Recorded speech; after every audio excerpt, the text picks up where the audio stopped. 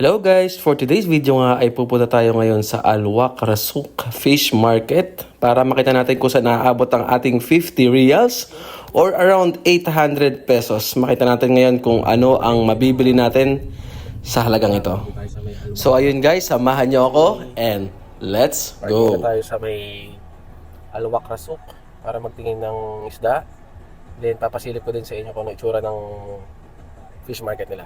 So tara, let's go! Sa labas pa nga lang ay bubungod na sa'yo ang kalinisan ng market nila dito. At dito ka nga daw sigurado makakabili ng fresh at murang isda. So tara, sabahan niyo kami mag-ikot. Ay, prito lang. And this one, bangus. Oh, sibas. Bangus.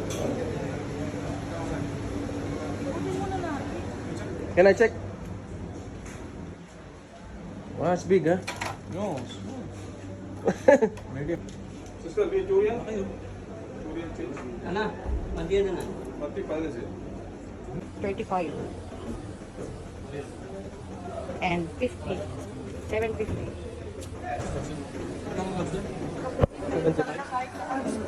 Ay, 1 kilo, 1 kilo. Ayun. Ano yan, yan? Practice. Tanigay datun, right? Okay, galunggong. Pa tayo ng galunggong. Okay, we'll get galunggong. Then this one. How much galunggong, my friend? 15 per kg, kilo.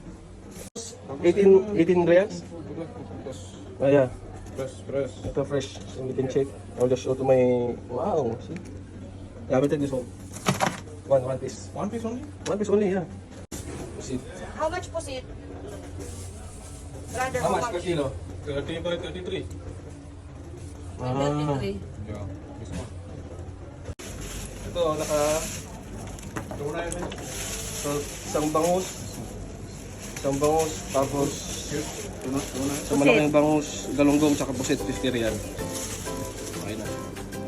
Guys, nakabili tayo. So, ayan, uwi na. Okay, that's all for today. Bye!